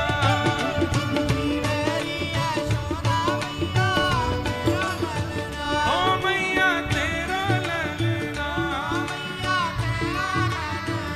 अरे बाबा तेरो ललना। ओ मैया तेरो ललना। अरे बाबा तेरो ललना। ओ मैया तेरो ललना। अरे बाबा तेरो ललना। हे मैया तेरो ललना। हे मैया तेरो ललना। अरे मैया तेरो ललना। हे मैया तेरो ललना।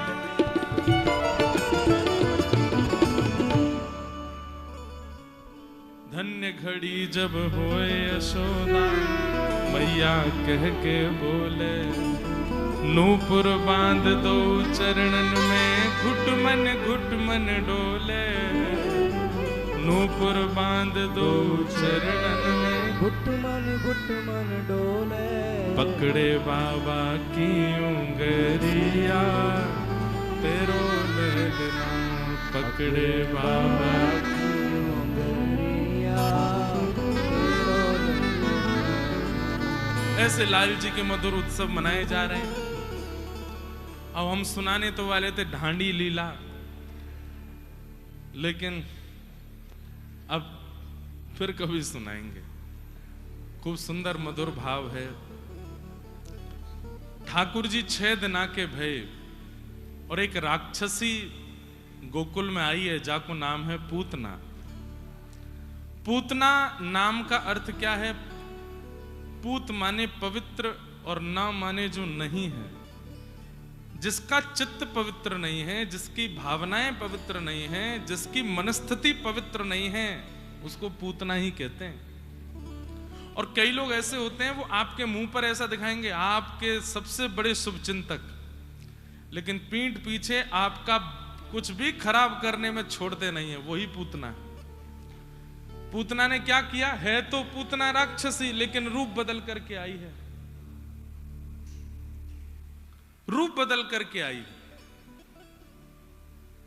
रूप बना करके तो ऐसी आई है कि जैसे लाला को कितना खिलावेगी, कितनो प्रेम देगी, कितनो स्नेह देके जावेगी, लेकिन वास्तविक में पयोधर में विष लगा के आई है मारने के लिए। ये पूतना है। और ऐसे संसार में अनेक पूतनाएं हमारे आसपास भी घूमती रहती हैं, जो बनते ऐसे हैं कि हमारे शुभ चिंतक हैं, लेकिन बिल्कुल नहीं है। पूतना रूप बदल करके आई, लक्ष्मी जैसा रूप धारण करके आई, इतनी सुंदर बन करके आई कि सब ब्रजवासियों का मन उस पर चला गया। सब देख करके कहने लगे, अरे कितनी सुंदर है, कितनी मनोहर बन के आई है, कितना सुंदर या को रूप है, कितने सुंदर या के वस्त्र कितने बढ़िया हैं। जैसे ही पूतना पहुंची, सब ब्रजवासी उस पर मोहित हो गए। नंद भवन का मार्ग पूछ रही है, तो उसके रूप आवरण को देख करके कोई रोक भी नहीं रहा है। सब कह रहे हाँ हाँ ऐसे जाओ, यहां से जाओ। 2 यमला अर्जुन के वृक्ष जिस आंगन में है वो ही नंद भवन है। और पूछती पूछती उत्सव के बीच में सबके उत्सव को भंग करती हुई पहुंच गई नंद भवन। जितने लोग उत्सव में नाच रहे गा रहे थे, सब एक बार को उत्सव गान छोड़ करके उसकी ओर देखने लगे। आहा क्या रूप है, क्या सुंदरता। एक ब्रजवासी तो दौड़ो दौड़ो मैया के पास गयो, मैया तू बहुत दिनाते पीछे पड़ रही, ब्याह कर ले ब्याह कर ले। ढूंढ ली मैंने बहू, कहाँ है? बोले वो आ रही है। यही तो करूंगा मैया ब्याह। गोपी बोली तेने अपना मुंह देखो है, कितनी सुंदर है वो। अरे मैया तूने एक बात तो चला, इतनी सुंदर बन के आई। हमारा कोई भी गुण यदि किसी के भजन में विक्षेप डाल रहा है तो वो गुण योग्य नहीं है।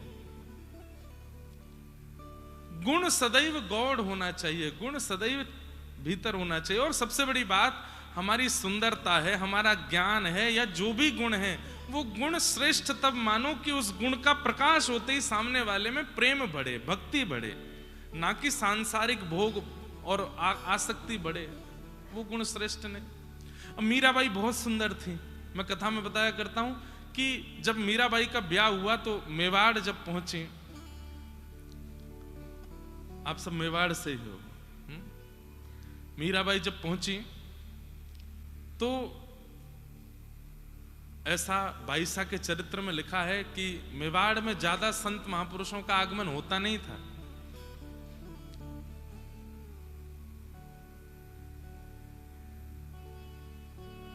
भोजराज राजा कुंवर भोजराज जिनसे ब्याह हुआ, वे रोज देखते हैं कि उनके राजभवन के बाहर इतने संत महात्माओं की भीड़, और सब केवल एक ही जगह खड़े रहते हैं। कहां? जहां से मीराबाई के कक्ष की खिड़की दिखाई देती है, सब ऐसे ही देखते रहते हैं। बाईसा जब सूर्य अर्घ देने के लिए अपने खिड़की पर आती, और जैसे ही खिड़की खोलती, सब महात्मा महापुरुष, बड़े बड़े जपी तपी सन्यासी, सब ऐसे भुजा उठाकर जय हो जय हो जय हो बाईसा को देखते थे। तो एक दिन भोजराज गए और जाकर के बोले, आप लोग क्या देखते हैं? मीरा बहुत सुंदर है, उसका रूप बहुत आकर्षक है, वो देखने आते हैं? तो सब बोले नहीं भगवान, हरिद्वार नहाए आए, सब जगह घूमे आए, बड़े बड़े तीर्थन में जाए करके जब तब कर आए, उसके बाद एक क्षण के लिए ठाकुर जी का अनुभव होता है। लेकिन बाईसा का रूप ऐसा है कि एक बार देख लें तो घंटों तक ठाकुर जी का अनुभव होता रहता है। इनका रूप देख करके भजन में मन लगता है, इनका सौंदर्य देख करके वृंदावन की याद आती है, इनकी रूप माधुरी को देख करके नेत्र सजल हो जाते हैं। देखते इनको हैं पर याद ठाकुर जी की आती है। ये मीराबाई का सौंदर्य है। किसी को देख करके उसके प्रति सुंदरता का भाव आ रहा है या उसके प्रति आकर्षण बढ़ रहा है तो वो व्यक्ति संसारी है। लेकिन किसी की सुंदरता देख के, किसी भी गुण को जानकर समझकर भगवत प्रीति बढ़ रही है, ठाकुर जी के प्रति प्रेम बढ़ रहा है, तो इसका मतलब वो भजनानंदी है, वो वैष्णव है। तो जो भी सुंदर हैं, जो भी गाना जानते हैं, जो भी बोलना अच्छा जानते हैं, शरीर बहुत अच्छा है, किसी भी गुण से युक्त हैं, प्रयास कीजिए कि उस गुण का आस्वादन करने वाले में आपके प्रति आसक्ति ना बन के ठाकुर जी के प्रति आसक्ति बने। और वो कब बनेगी? जब आप भजन करोगे, जब आप अपने गुण को ठाकुर जी में विलीन कर दोगे। हो बाला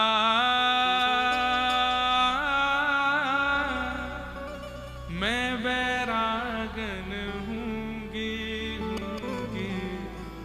मैं बैरागन। क्यों हूंगी बैरागन?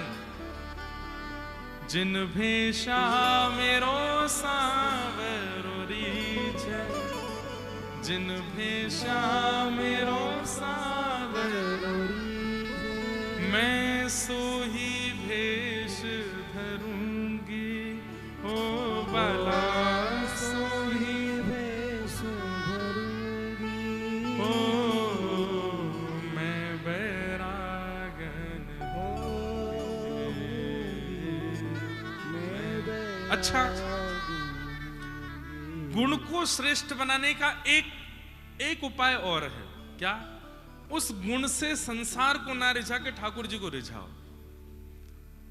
जो भी गुण है, अब जैसे किसी को गाना आ जाता है तो वो माइक ले लेकर के सब जगह अपने प्रस्तुति करने लगता है कि 4 लोग मेरी वाहवाही कर दें, 4 लोग मुझसे रीझ जाएं, 4 लोग मुझसे प्रसन्न हो जाएं। ना, गाना आता है तो एकांत में बैठ के ठाकुर जी के सामने गाओ, ठाकुर जी को रिझाने का प्रयास करो। वो दुनिया वाहवाही नहीं चाहिए, आप एक बार बोल दो वाह, आप एक बार वाह बोल दोगे, नाथ में प्रसन्न। भोजन बनाना आता है? कई लोग होते हैं उनके हाथ में ही स्वाद होता है। महाराज ऐसे ऐसे लोग होते हैं, किसी सामग्री को छू दें स्वादिष्ट हो जाती है। कुछ भी बना दें, जैसे घर की मां पीली दाल बनाएगी, बिल्कुल साधारण, कुछ नहीं डाला, हल्दी नमक डाला है, उस दाल का स्वाद कोई और पकड़ ही नहीं सकता, इतनी बढ़िया बनती। और रोटी बना के लाती है, गरम गरम फुलका बना के लाती है, उस पर घी डाल देती है, दही से खा लो तो इतना स्वाद लगता है। क्यों? कईयों के हाथ में स्वाद, और हाथ में नहीं, व्यवहार में स्वाद होता है। अगर उस गुण से वो स्वाद बनाने वाला ये सोचने लग जाए ना, खाने वाले यूं कहते हैं किसने बनाया, उंगली काटते रह गए, इतना बढ़िया स्वाद, बिगड़ जाएगा। वो प्रसादी सिद्ध करने वाला ठाकुर जी को रिझाने का प्रयास करने लग जाए, ठाकुर जी की सेवा में प्रयास करने लग जाए, काउदना ठाकुर जी चटकारे लेकर के खा रहे हो, तब आपका गुण सार्थक हो। और भैया ये बात मैं इसलिए कह रहा हूं कि संसार बहुत विचित्र है। आज आपके गुण से रीझेगा, कल उसी गुण की निंदा करने लगेगा। लेकिन ठाकुर जी एक बार जिस गुण से रीझते हैं ना, जीवन भर फिर उस गुण के अधीन रहते हैं, सदा उसके अधीन रहते हैं। इसलिए रूप है, सौंदर्य है, शरीर है, वाणी है, भोजन बनाने की कला है, नृत्य करने की कला है, कोई भी गुण आपके पास है, उस गुण से प्रयास करो ठाकुर जी को रिझाने का। जब ठाकुर जी के सन्मुख उस गुण का ज्यादा आप प्रवाह करने लगोगे ना, धीरे धीरे उस गुण से सब रीझने लगेंगे। हमने एक आध कथा में बताया, पूज्य गुरुदेव भगवान भी जानते हैं। प्रारंभिक समय में जब कथाएं बहुत कम होती थी ना, तो हम अपनी गौशाला में जाके कथा करते थे, गैयाओं को सुनाते थे। सुबह 5 बजे गैयाओं के बीच में बैठ करके और ऐसा तखत लगा करके और वहां गैयाओं को कथा सुनाता था मैं। आज भी याद है वो समय, सर्दियों के समय कोहरा में जाते थे, गैयाओं को जाकर के सानी में थोड़ी कुछ सेवा करते, उसके बाद आसन लगा के चारों तरफ गैया बैठी हैं और बीच में कथा सुनाते। नंदोत्सव होता था तो बढ़िया गुड़ के लड्डू बनवा के ले जाते, वही उछालते गैया के ऊपर, बधाई हो बधाई हो। स्थिति ये हो गई थी कि घर के किसी कार्य में व्यस्त होने के कारण जब मैं गौशाला नहीं जा पाता था तो हमारे ग्वारिया बाबा का फोन आता, बोले गैया रम्मा रही हैं सुबह थे, अम्मा अम्मा कर रही है, आज कथा वक्ता नहीं आयो, आज कथा नहीं सुनी।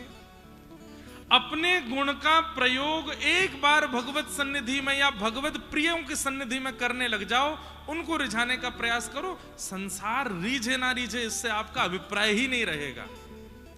हमको पहले कोई नहीं सुनता, आज सब सुनने, और जरूरी नहीं हमेशा सुनेंगे, हो सकता है 10-5 साल बाद फिर से कोई ना सुने, लेकिन तब भी हमारे पास में एक जगह है, कोई नहीं सुनेगा तो मैं फिर से गौशाला में ही सुनाऊंगा, गैया ही सुनेंगे।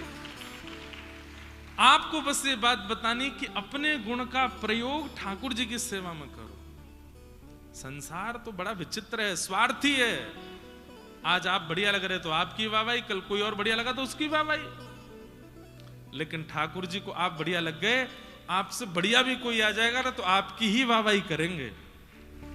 इसका एक प्रसंग है कि जयदेव महाप्रभु ने गीत गोविंद की रचना की।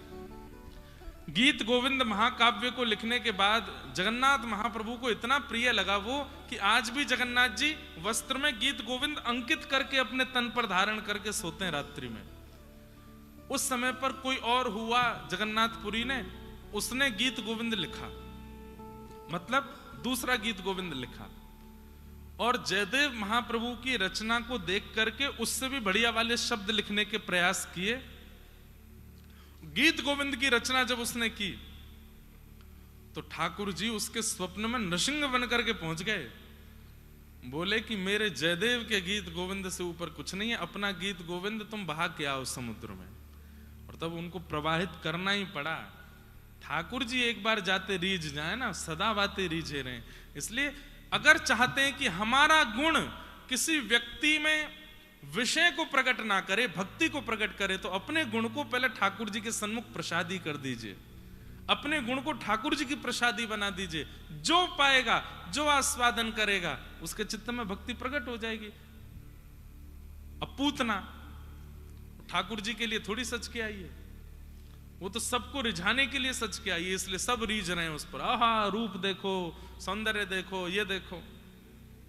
पहुंच गई नंद भवन में, यशोदा मैया ने देखी, अरे वाह बड़ी सुंदर कोई बहू आई है।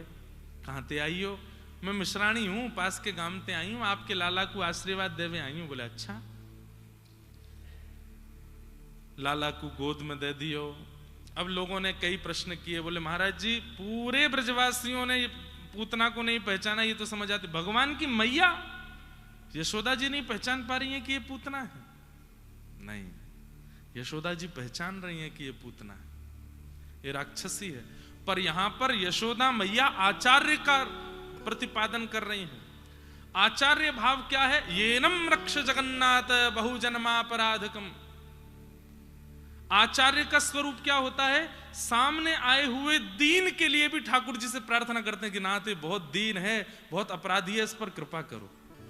यशोदा मैया आचार्य है। यशोदा मैया ने जब देखा कि पूतना इतनी भीतर तक आ गई है और इतनी भीतर आकर के भी ठाकुर जी का आस्वादन नहीं कर पाई, ठाकुर जी की शरणागति नहीं कर पाई, तो कालांतर में लोगों के चित्त में कहीं अविश्वास ना आ जाए कि इतने प्रयास करके भी ठाकुर जी के पास पहुंच करके भी पूतना लौट जाती। तो हे नाथ, इतने समीप आ गई है, इस पर कृपा करो। तो ये आचार्य भाव प्रकट हुआ है यहां पर यशोदा मैया का। जैसे ही लाला दिए पूतना की गोद में, आचार्य तो अपना काम कर रहे हैं, पर ठाकुर जी अपनी लीला कर रहे हैं। क्या? छोटे से 6 दिन के लाला ने अपने छोटे छोटे हाथन से अपने नेत्र बंद कर लिए। अरे आंख बंद कर लेते, इसी से काम चल जाते, ये ऊपर से हाथ का ही को दिए। बोले कि भैया आंख बंद करने पर भी छाया तो पड़ती है, मैं छाया भी नहीं पड़ने दूंगा नेत्रों पे। ये दुर्भाग्य है पूतना का। क्या इतने समीप भगवान के पास पहुंचने के बाद भी उनके नेत्रों की अधिकारिणी नहीं बन पाई? ऐसा कौन सा अपराध या कौन सा दोष है पूतना में? अरे इतने राक्षसों को भगवान ने अपनी आंखों से देखा, ताड़का को देखा, रावण को देखा, शूर्पणखा को देखा, इतने बड़े बड़े राक्षसों को ठाकुर जी नेत्रों से देख रहे हैं, पर पूतना में ऐसा क्या है कि ठाकुर जी उसको देख नहीं रहे? इसके पीछे कई लक्षण बताए जाते हैं। उन लक्षणों से आपको बचना है, ये दुर्लक्षण है। ये अगर आपके अंदर आ गए तो ठाकुर जी आपको देखेंगे नहीं। सबसे पहला, रूप परिवर्तन। हम जैसे हैं वैसे ठाकुर जी के सन्मुख जाएं। व्यवहार विचार यदि दूषित भी हैं तो ठाकुर जी के सामने जाकर के प्रार्थना कर दो। कौन कुटिल खलकामी मौसम, जो तन दियो ताहि बिसरायो। सूरदास जी कह रहे हैं, मैं कुटिल हूं, मैं कामी हूं, मैं क्रोध। अपने स्वरूप का वर्णन कर दो ठाकुर जी के आगे जाकर के, स्पष्टता प्रस्तुत कर दो। छिपाओ मत या बदलो मत, जैसे हो वैसे रहो। रूप परिवर्तन पहला दुर्गुण। राक्षसी है लेकिन सुंदरी बनकर के आई है, लक्ष्मी बनकर के आई है पूतना। दूसरा अवगुण पूतना का क्या था? चलो तुम सुंदरी बनकर के आई, तुम रूप बदल करके आई, बात ठीक थी, लेकिन मेरे कीर्तन उत्सव में व्यस्त सब ब्रजवासियों को तुमने अपनी ओर आकर्षित कर लिया। मेरी सेवा में जो लगा है, मेरी सेवा में जो व्यस्त है, उसको यदि कोई अपनी ओर आकृष्ट करता है तो ठाकुर जी कहते हैं मेरे नेत्रों के अधिकार से वो छूट जाता है। आप कथा सुन रहे हो, आप परिक्रमा कर रहे हो, आप भगवत सानिध्य में हो और किसी कारणवश आपका भजन छूट रहा है, वो कारण ठाकुर जी को प्रिय नहीं। इसलिए आप सबसे भी प्रार्थना, किसी के भजन में कभी विक्षेप मत डालो, प्रतीक्षा कर लो, इसका भजन पूरा हो जाए उसके बाद बात करेंगे, इसकी सेवा पूरी हो जाए उसके बाद कुछ कहेंगे। बीच में विक्षेप डाल करके उसका मन यदि अपनी ओर खींचा तो आप पूतना हो। तो दूसरा अवगुण क्या है पूतना का? वैष्णव भक्ति में विक्षेप डाल रही है पूतना। ये दो अपराध पूतना के, जिनके कारण ठाकुर जी उसको देख नहीं रहे। अनेक कारण बताए गए ठाकुर जी ने नेत्रबंद क्यों किए। एक बहुत सुंदर कारण यह भी है कि ठाकुर जी ने नेत्रबंद करके महादेव का ध्यान किया और कहा, महादेव हम तो अभी 6 दिन आके हैं, दूध घी दही मक्खन खावे आए हैं, और जो मौसी हमको विष पिलावे आ गई है अभी थे कालकूट। अब मुंह को विष पीवे को तो अभी अभ्यास ना है, तो आप मेरे चित्त में आए के बैठ जाओ, मैं जब या को दूध पीऊंगा तो विष विष तुम पी जाइयो, दूध में पी जाऊंगा। महादेव का स्मरण कर रहे हैं। और सबसे सुंदर उदाहरण, आहा अहो बकीयम स्तन कालकूटम जिघांक्षयापायदप्य साध्वी लेभे गतिं धातृचितां ततोन्यं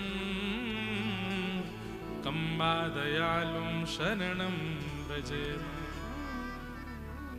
भगवान ने नेत्र बंद करके वैकुंठ पहुंच गए और वैकुंठ में जाकर के आज्ञा करी, बोले आज्ञा तैयारी करो। बोले क्या हो गया नाथ, कौन आने वाला है वैकुंठ में? बोले यशोदा मैया का कक्ष कहाँ है, यशोदा मैया की पदवी स्थान कहाँ है? बोले उसकी तैयारी करो। सब वैकुंठ वाले घबरा गए, यशोदा मैया आ रही हैं? बोले यशोदा जी नहीं आ रही हैं, यशोदा की पदवी पर हम पूतना को भेज रहे हैं। वैकुंठ वालों ने सिर पकड़ लिया, बोले पूतना को यशोदा जी का स्थान क्यों दे रहे हो आप? ठाकुर जी बोले यशोदा मेरी मैया है, वाके काजे तो पूरा वैकुंठ है, लेकिन मेरे परिकर के स्थान, ठाकुर जी जब अवतार लेते हैं तो उनके परिकर का स्थान वैकुंठ में नियुक्त होता है कि जब जब परिकर आएंगे तो उनको ये स्थान देना है। तो यशोदा मैया का स्थान नियुक्त कर दिया। बोले कौन? पूतना आएगी। क्यों? पहले भगवान ने दोष देख करके उसको दर्शन नहीं दिया, उसको देखा नहीं, ये तो पहली बात। लेकिन अपनी कृपालुता कैसे छोड़ सकते हैं ठाकुर जी? वो दीन बंधु हैं, वो कृपालु हैं। इतना करने के बाद भी पूतना पे दया कर रहे हैं। बोले क्या इसका पयोधन हम पिएंगे? और पयोधर पान करके जब इसका वध करेंगे तो मृत्यु के बाद ये वैकुंठ आएगी, यशोदा मैया के स्थान पर बैठेगी। बोले क्यों? मारने आई है आपको, वैकुंठ भेज दीजिए, पर यशोदा मैया के स्थान पे क्यों? ठाकुर जी बोले हमको इसका मारने का तरीका बहुत बढ़िया लग रहा है हमको। कोई अस्त्र से मारता, कोई शस्त्र से मारता, कोई बाण से मारता है, कोई तरीके, ये मैया की तरह वात्सल्य भाव प्रकट करके मारने आई है, इसलिए मैं इस पर बहुत प्रसन्न हूं। इसको यशोदा मैया की गति देनी है। कंबा दयालु, कितने दयालु हैं ठाकुर जी। पहले अवगुण देख करके उसको दर्शन आंख बंद कर ली, लेकिन तुरंत ठाकुर जी का गुण प्रकट हो। एक क्षण बाद ही ठाकुर जी ने वैकुंठ में जाके व्यवस्था कर दी, बोले उसको भी यहां भेजेंगे। कई बार हम लोग कह देते हैं कि श्री जी अवगुण नहीं देखती, लेकिन ठाकुर जी देखते हैं। इतनी ज्यादा बुराई भी नहीं करनी चाहिए। ठाकुर जी ठीक है, पहले पहले कभी अवगुण देखते हैं, लेकिन ठाकुर जी की आदत है, स्वभाव है गुण देखना, और अवगुण होते हुए भी उस पर कृपा करना। वो स्वभाव है ठाकुर जी का। पूतना ने जैसे अपना पयोधर भगवान के मुख में दिया, भगवान ने पहले उसके विष को पिया, रस तत्वों को पिया, दुग्ध को पिया, पुण्यों को पिया, पापों को पिया, और पीते पीते पीते पीते 15 मिनट हो गए ठाकुर जी को। पूतना बोली मरता नहीं है बालक, इतनी देर हो गई, कालकूट विष, भयंकर विष लगा के आई थी पयोधर में, अभी तक नहीं मरा। जैसे पूतना ने देखा तो अंत में ठाकुर जी ने प्राणै शमं रोष समन्वितो पिबत, जैसे ही प्राण पीने प्रारंभ किए, सा मुंच मुंचालिमित प्रभाषिणी, अरे बालक छोड़, अरे बालक छोड़, पकड़ करके ठाकुर जी को अपने पयोधर से दूर करने लगी। लेकिन ठाकुर जी ने ऐसे जकड़ करके पकड़ा है उसके पयोधर को, नहीं छोड़ रहे हैं। पूज्य गुरुदेव भगवान कहते हैं कि 6 दिन के लाला बोल पड़े, मौसी जी हम पे तो पकड़वो ही आवे, छोड़वो ना आवे। और एक बार जाय को पकड़ ले ना तो फिर ठिकाने लगा के छोड़े। और महाराज पूतना का विशाल विकराल स्वरूप हो गया, चिल्लाने लगी, चीखने लगी, लेकिन ठाकुर जी उसके पयोधर को नहीं छोड़ रहे हैं, प्राण पी रहे हैं। हमारे आचार्य चरण इस पर इतना सुंदर भाव कहते हैं कि पूतना के प्राण इतने पवित्र नहीं है कि ठाकुर जी पिए, फिर प्राण क्यों पी रहे हैं? हमारे पूज्य नाना जी सुनाते थे कि लाला पूतना के प्राण नहीं पी रहे भगवान, तो बोले पूतना भगवान के पास आने से पहले असंख्य बालकों को मार के आई है ब्रजमंडल में, उन सबके प्राणों का हरण करके आई है। तो ठाकुर जी ने मन में विचार कियो, जन्माष्टमी को उत्सव चल रहा है, 6 दिन भये, अभी तो 6 महीना तक उत्सव चलना है, नेक देर में बात फैल जाएगी, यहाँ बालक मर गए, यहाँ बालक मर गए, यहाँ बालक मर गए, सब जगह से अशुभ समाचार आवेंगे, तो उत्सव विश्राम हो जाएगा, और उत्सव विश्राम होएगा तो इन ब्रजवासियों को कल्याण नहीं हो पाएगा, और वे निर्दोष बालक, मेरे प्रकट होने के बाद बालकन को वध नहीं होना चाहिए। तो भगवान ने पूतना के भीतर से उन समस्त निर्दोष बालकों के प्राण निकाल करके उन सब बालकों को पुनः जीवित कर दिया, जितने बालक मरे थे। इस प्रकार पूतना का वध किया। नंद भवन के पीछे महाराज किलोमीटरों में जाकर के उसका शरीर गिरा, धड़ाम से आवाज आई, पृथ्वी हिल सी गई, सब ब्रजवासी राधे राधे दोस्तों, हमारे चैनल में लोगों का हार्दिक स्वागत है। यह चैनल श्री राधा कृष्ण की भक्ति, मधुर भजन, भगवत कथा, सत्संग और वृंदावन रस को समर्पित है। रोज सुनने के लिए चैनल को लाइक, शेयर और सब्सक्राइब अवश्य करें तथा बेल आइकन दबाना न भूलें।